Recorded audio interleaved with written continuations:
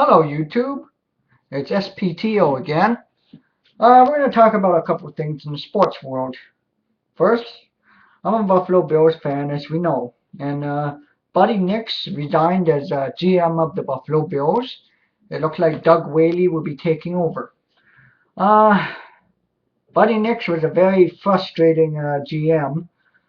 I thought that a lot of the moves that he made were very strange in some ways. He seemed to have a love affair with the Confederated Confederate States of America, always drafting guys from the South.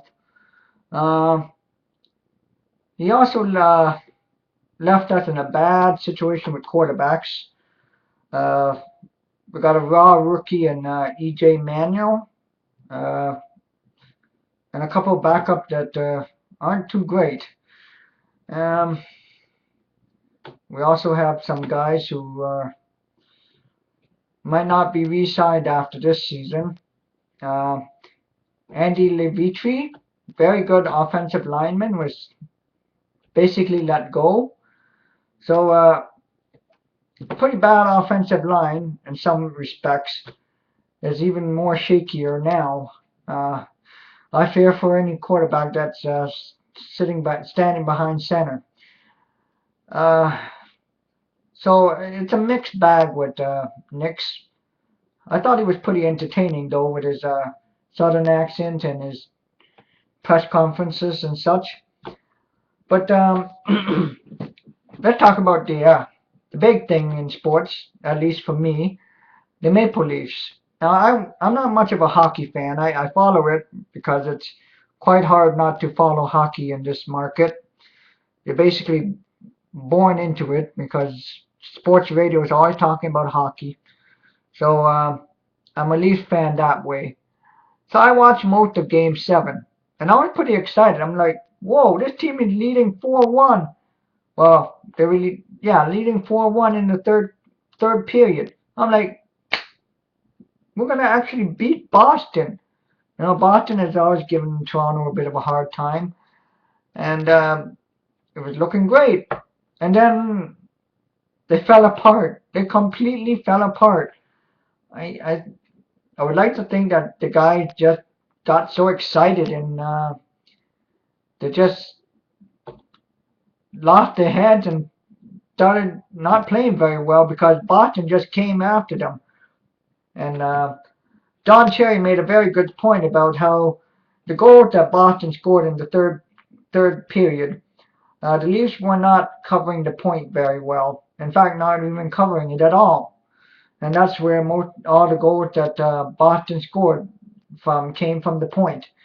I really feel bad for James Reimer though. He played his heart out in this series, but he was let down by his defense, and it's tough. I mean, the Leafs have a good young core.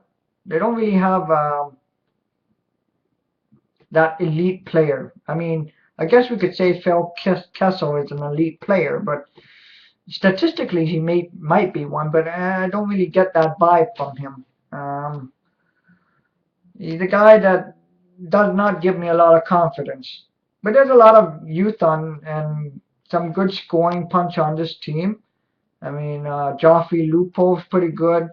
Jane Van Riemsdyk is good. Got some nice young players, and Kadri and Cody Franson is pretty good. And I really like Matt Fattin. I think he has a future in this league. James Reimer, I think he's going to be a very decent goaltender in this league.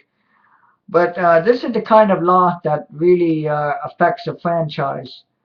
I do have confidence in Dave Nonis to build this team, build from the foundation that we have right now. Um, he's a guy that very quiet. He does his things under the cover of night, so to speak. A lot like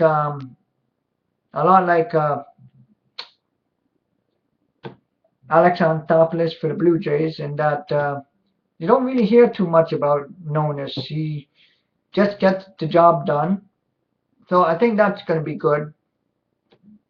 Uh, But it's just this kind of loss is one of those losses that really sets a franchise back. I do think the Leafs need that one elite player, or at least a veteran player, who can say, "Hey, we got to keep working here. We can't lose our heads and think we're going to win this game." But those kind of players are hard to get in the league, so I do not know what to expect really. Um, so I guess next season we're going to see how this affects the Leafs. Uh, it could go either way. It could be a building experience for them, and they go next year to make the playoffs again. They make it to the second round and build that way, or it could be a lot like what happened with the Pittsburgh Pirates in Major League Baseball back in the early '90s, where those two losses in the NLCS against the Braves in '91 and '92, they just were never the same after that, and the Pirates haven't been in the playoffs since '92.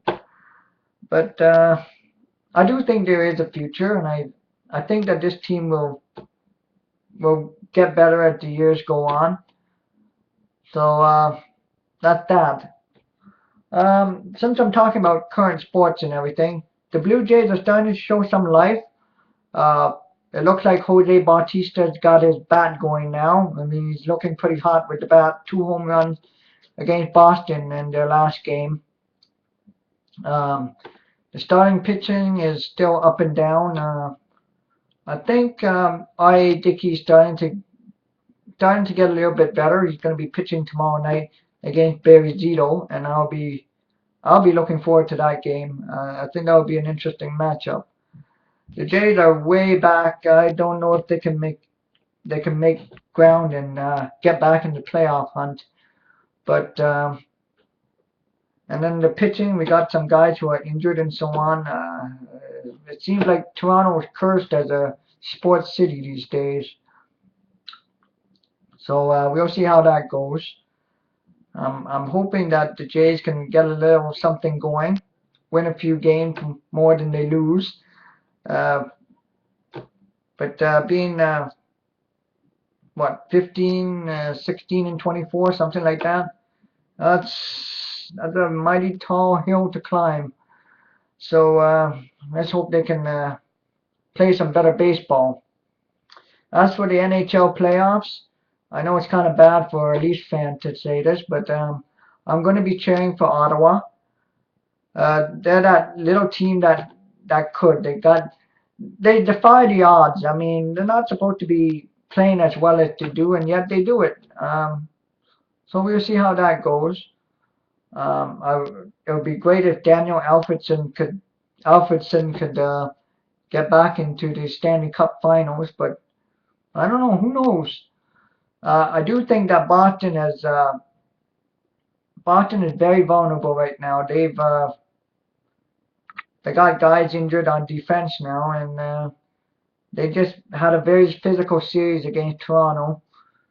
So I could see Boston might lose this next round. Um, but we'll see how that goes. Maybe I'll do predictions on the next round. Who knows? So that's it for now, and I'll talk to you guys later. Bye.